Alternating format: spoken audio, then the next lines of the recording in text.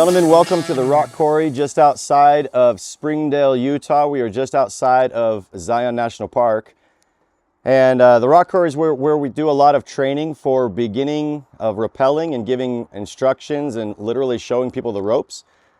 But I want to connect this location to the Bible as far as our continued story and our exploration of the journey of the Israelites.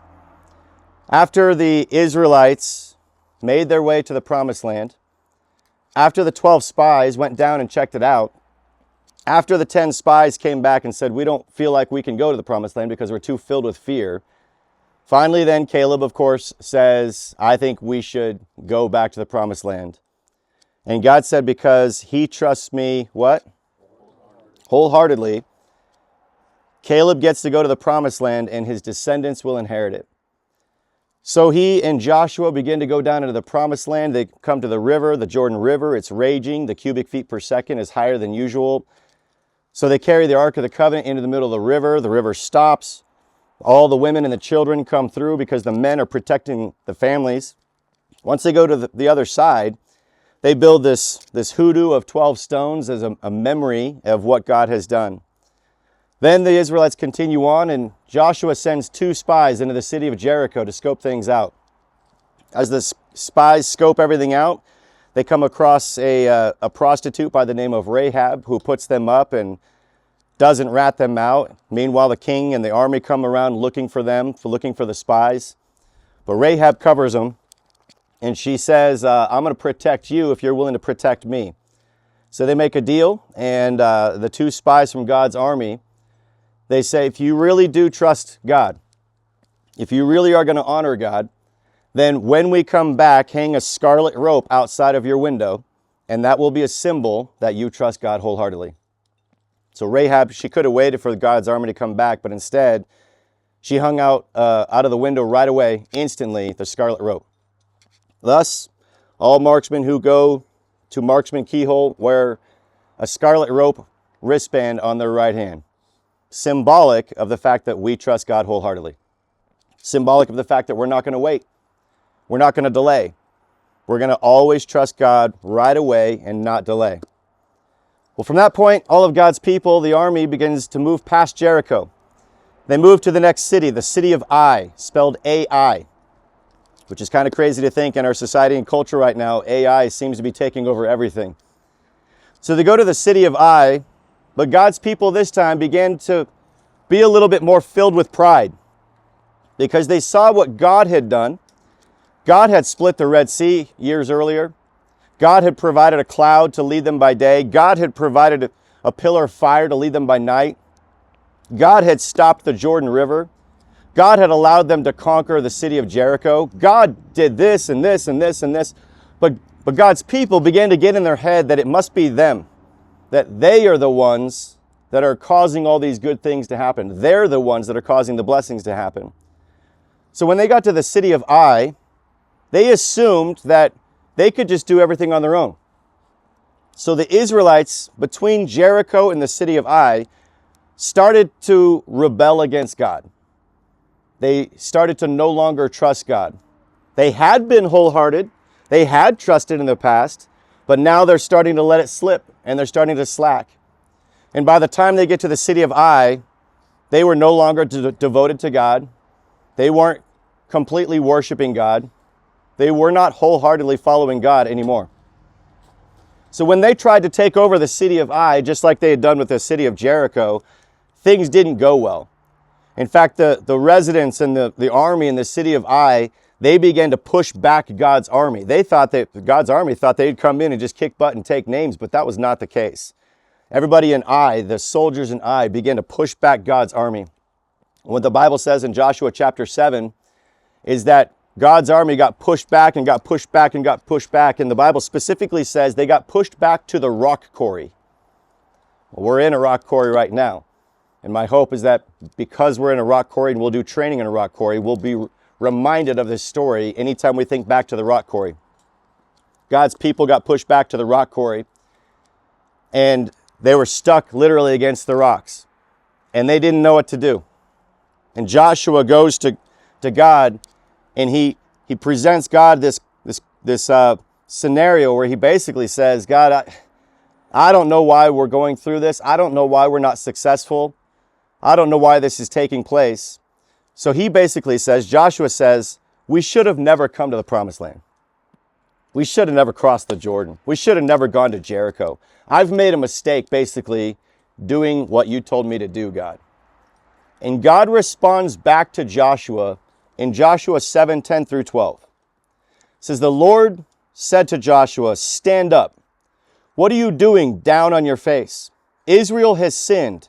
They have violated my covenant, which I commanded them to keep.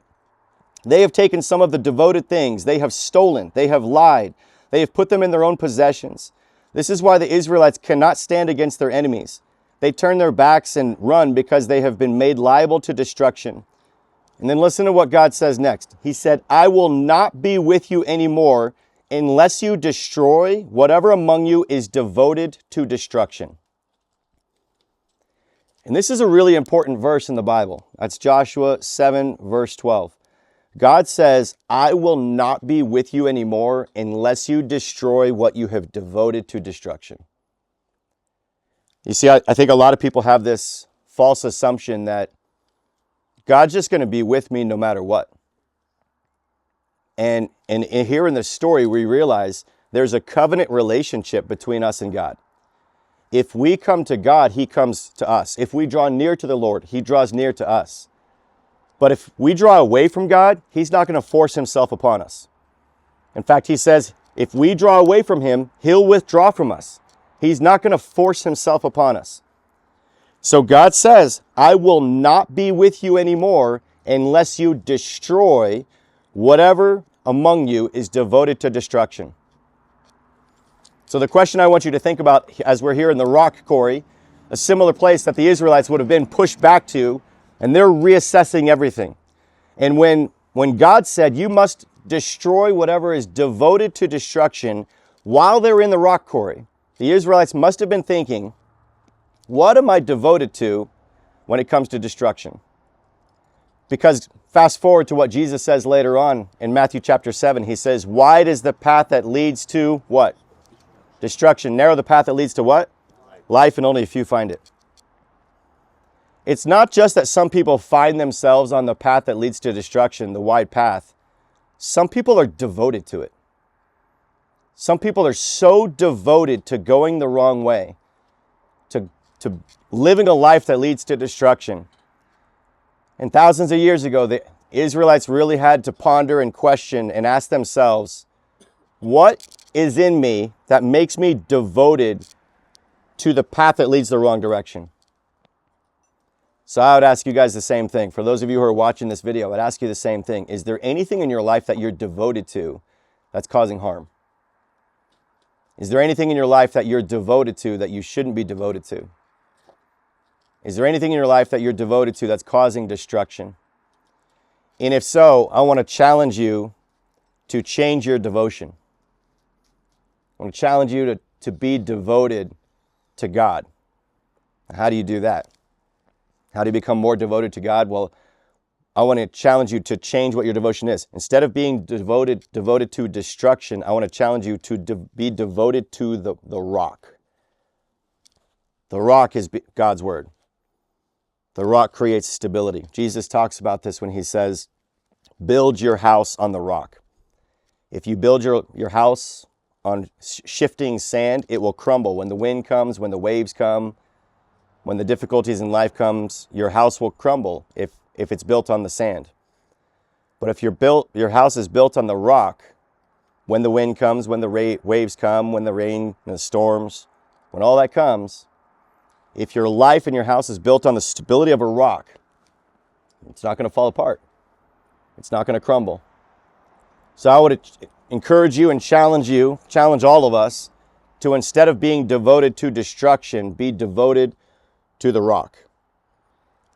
Jesus says in Matthew 7, 24 through 27, he says, therefore, anyone who hears these words of mine and puts them into practice is like a wise man who built his house on the rock. The rain came down, the streams rose, and the wind blew against the house, yet it did not fall, because it had its foundation on the rock. But everyone who hears these words of mine and does not put them into practice is like a foolish man who has built his house on the sand. The rain came down, the streams rose, and the wind blew and beat against that house, and it fell with a great crash. Deuteronomy 32:4 talks about God. It says, He is the rock. His works are perfect, and all his ways are just. A faithful God who does no wrong, upright and just is he. Don't be devoted to destruction, be devoted to the rock. So my challenge as we begin to learn to rappel, as we begin to learn the ropes of canyoneering, my challenge is that you would choose to trust in the rock. And as we explore this sport of canyoneering and rappelling, perhaps more than ever before, you are literally going to have to be devoted to the rock. You're going to have to trust the rock that you're connecting your very life to. Everything that you have on you, from your harness to your helmet, everything, every piece of equipment is designed to keep you connected to the rock. And that's all a metaphor. All of it's a metaphor, because if you don't trust this equipment, then you're not going to be connected to the rock. If you don't use the equipment, you're not going to be connected to the rock. So as we explore canyons, as we explore canyoneering, I want to challenge you to really, truly put your hope and your faith and your confidence in the rock, and all of your gear is intended to keep you connected to the rock. So today, I've got my buddy Tim Alley, and what he's going to be doing is he's going to be walking through each piece of equipment that's on our harness, every piece of equipment that we have that's designed to keep us connected to the rock. So with that, I'm going to ask Tim, will you walk through all the pieces of equipment to help us better understand how we can remain connected to the rock? Absolutely.